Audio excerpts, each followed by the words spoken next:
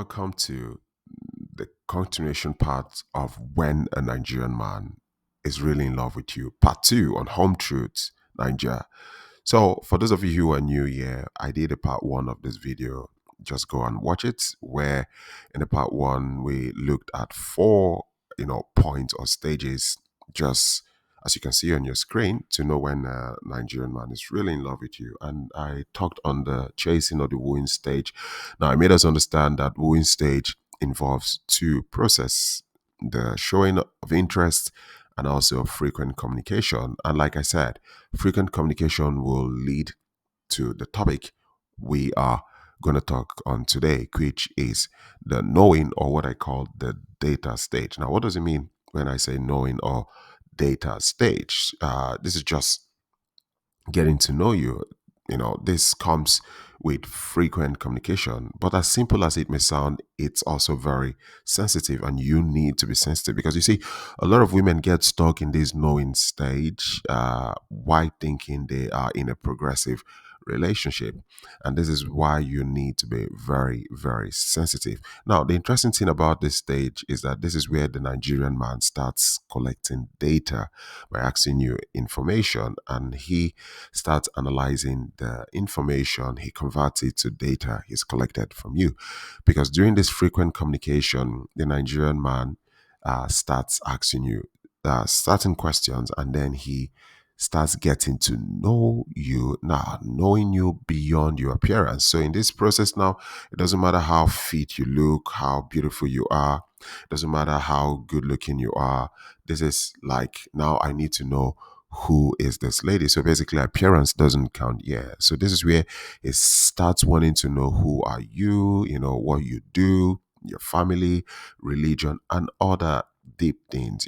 These things are very important because at the end of the day, he's going to use this, to decide how the relationship progresses. Because the Nigerian man would ask you things, extract information from you, and then he starts processing this information. He will process everything. So this is something real Nigerian men do.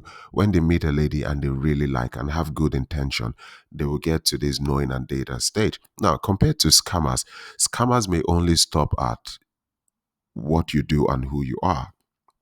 They'll stop there, like where you located. So they'll stop there. Now, you may go a step further to explain other things to scammers, but they don't care. You may say, "Oh, I just want you to know I have 8 children. Oh, I just want you to know I cannot give you children. Oh, I just want you to know." Scammers don't care about these things. They don't care. If you say that, they will tell you, "Oh, it's fine. It's totally fine. It's no problem.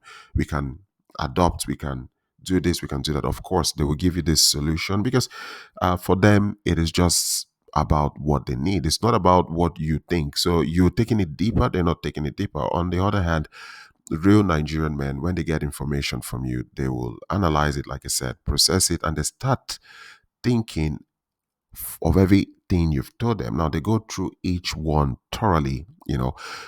He would look at it with his own life expectation and also family expectation. Yeah, you heard me right. Most Nigerians don't just marry with their expectations alone, but also they marry having family expectations at the back of their mind. Family expectation counts. Have that at the back of your mind. So at that point, he may now look for a trusted friend. It could be a sibling. It could even sometimes be the mom. And he could like, "Look, listen, I met this lady, and where is she from? Oh, she's American, she's Canadian, Australian, or European. Okay, is she nice?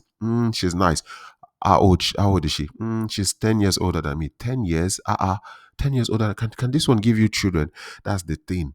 Do you like her? I like her, but she's 10 years older than me. 10 years. They would weigh every information. What does she believe in God? She does, but she doesn't go to church. She's not just religious. But you're a born again Christian.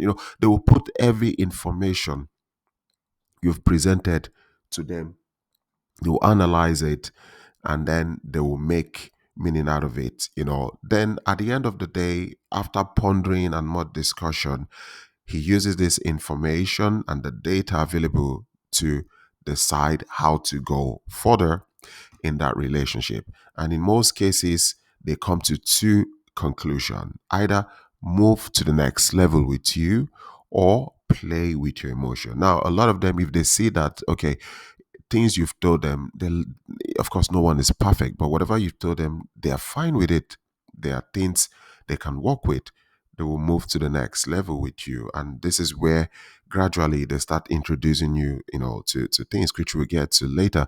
But then if it's one who sees that, okay, what he needs and also the family expectations, you don't meet them.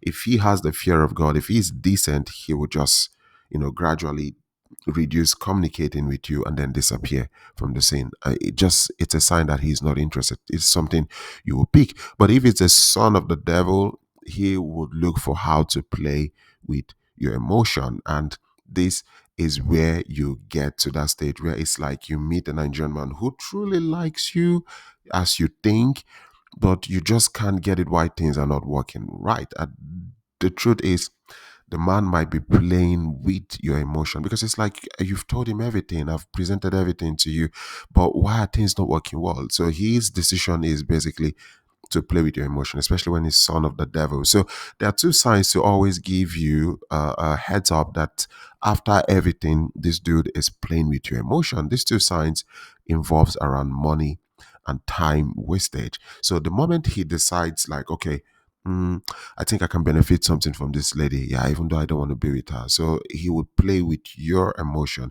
So you would see money, you start parting away with your money. You would see that either through asking you to lend him some money, borrow him some money, or requests like, oh, I want to pay rent, I want to do this and that.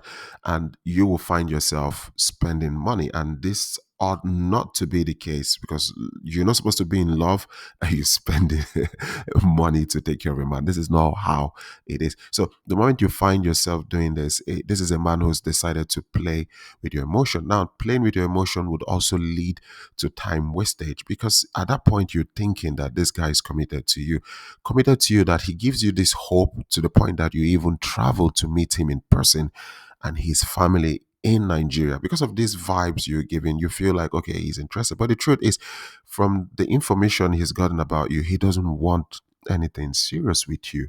But because he's communicating with you frequently, to some extent, you feel something is right. You go to meet him. And in that process, time is wasted and you part with your money. You see, when you come in, you basically take care of everything. You take care of everything. He does nothing.